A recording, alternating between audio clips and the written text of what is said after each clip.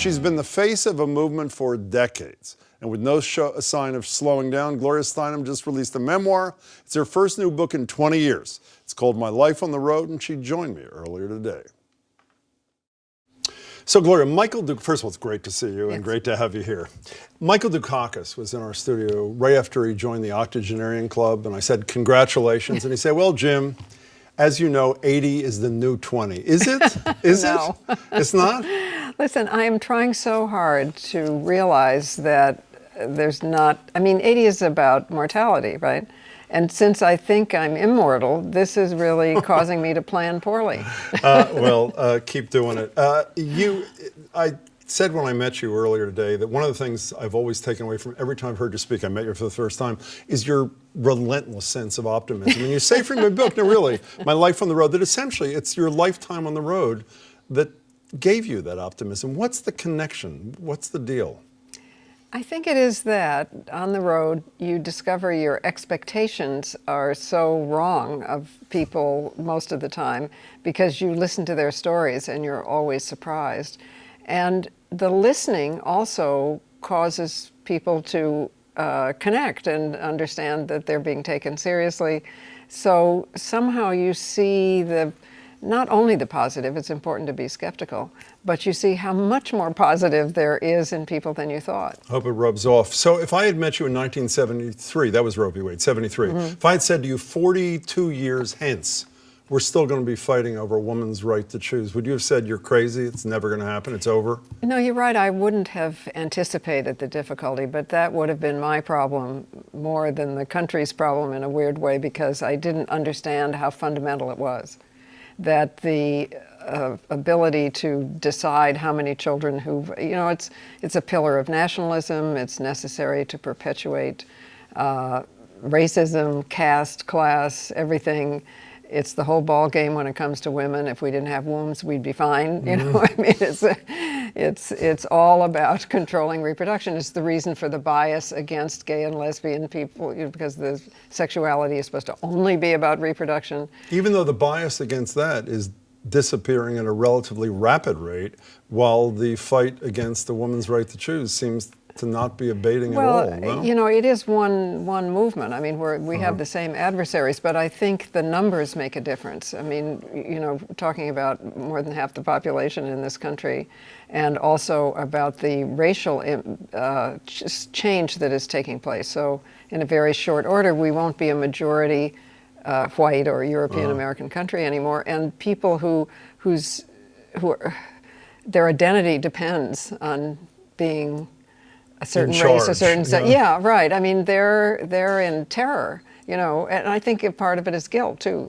They think that we're going to do to them what they've done to us. Exactly. Yeah, right. So that's the state of abortion. How are we doing overall? The things you've spent your lifetime working on. Are you satisfied with the progress we've made? No, of course not. Are you kidding me? No. But how do you feel?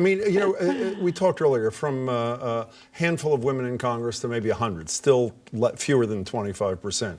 Women were making what when you started? 55 cents on a buck for every man. 51 cents, I think. Yeah, what is right. it? 78 or 80, whatever it is. Still pathetic. Yeah. No, it is pathetic. So, but should we be celebrating the victories or mourning the fact that we're not where we need to be? Well, I think there's one fundamental change in consciousness that we ought to remember, which is now we know we're not crazy.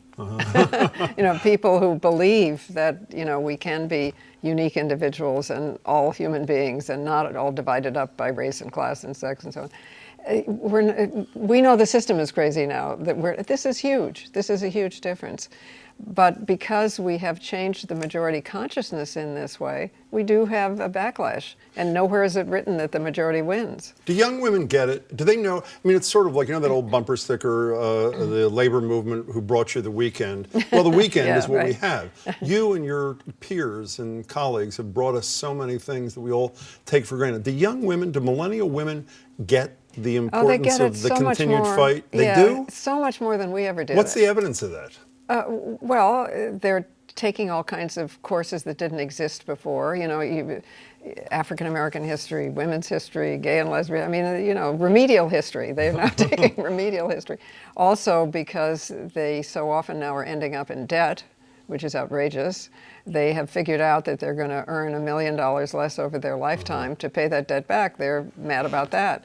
But it is also true that we are educated by our experiences. So right now, a student, male or female, is paying money. People are only too glad to have them there paying money. It's when you are expecting money that the bias sets in. So they will get more activated as time goes on. That's Gloria Steinem, the optimist. Now, can I ask you about a couple of people in the current world? You were a Hillary Clinton supporter in 2008. You subsequently said you weren't convinced that America was ready to elect a woman. How ready are we to elect a woman, whether it's Hillary Clinton or anybody else in 2016? Well, I think we're more ready than we were in 2008 by far, because we have had the opportunity to see more women who are honored in public authority. And we do what we see more than what we're told, so I think we just couldn't have quite imagined it as well in 2008. But it's going to be very difficult, very difficult. But you talk and write a lot about India and your experiences there.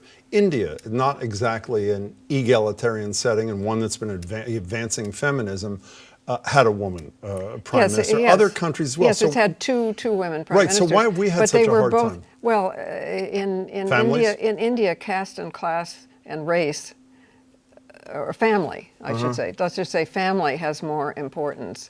So if Indira Gandhi had had a brother, forget it. She wouldn't have been. Here, we're somewhat more democratic, or at least less conscious of family, although the Bush family goes contrary to that. Well, the Clinton family's doing pretty well too, aren't they? Well, she wasn't born a Clinton. Well, that is a very good point. You know, let's talk about the other woman in the race who says we need a new definition of feminism. This is Carly Fiorina. Over the years, feminism has devolved into a left-leaning political ideology where women are pitted against men and used as a political weapon to win elections. I'm sure you like that, don't you? No, I'm so glad that she wants to co-opt the word feminism. She's completely anti-feminist, but that she wants to co-opt it tells me we're winning. You know, there are some people who are, when they're even nominally on your side, you know you're winning. You know, Gloria Steinem, having watched you and followed you through the years and read your spectacular book, you probably won't even like this. You deflect praise as well as anybody I've ever seen who's been as important a figure in American history. Well, look, you're already doing it. Do you, when you're alone or with your family or people you care, do you appreciate the impact you've had on the lives of people here and around the world, or you don't? I do appreciate it. I totally appreciate it, and I hope that I've contributed uniquely to this movement that I love. But it's a movement. It's not about one person. But you do appreciate how important your role was in this. Yes, I do. But I know that it's a chain. I mean, I got it from other women and men, and we'll pass it on. I mean, you know, it's really bad for a movement to think there are only 2 or 3 people, you know, because... Well, speaking of that chain, who are the current links on that chain that you think will continue to make the kind of difference you have throughout your lifetime? Well, you know, there are the women in Congress, obviously. There are wonderful organizers like I-Jen Poo, who's organizing household workers. The Salamisha Tillett, who's you know, a writer and a theorist. I mean, they're just so many. Did the Lena Dunhams and the Amy Yes, Schumers help advance the cause? Yes, absolutely, absolutely. You know, sitting in Trainwreck, the movie Trainwreck audience, movie, yes. Was the first time in my life that I have ever sat in a highly sexualized movie and felt safe, because I knew that I wasn't about to be eviscerated, humiliated, or something, you know. And that was a first time. So since it took you off and on 20 years to write this one, is the next one at 100? Is that where we go, or what's the deal? No, don't say that. No. I want very much to do the next one way faster, because it's a project that I was working on with Wilma Mankiller, the chief of the Cherokee Nation, and you know, I hope I'll be back in a shorter amount of time than 20 years. It is both a thrill and an honor to meet you, Gloria Steinem. Thanks so much. Really appreciate it.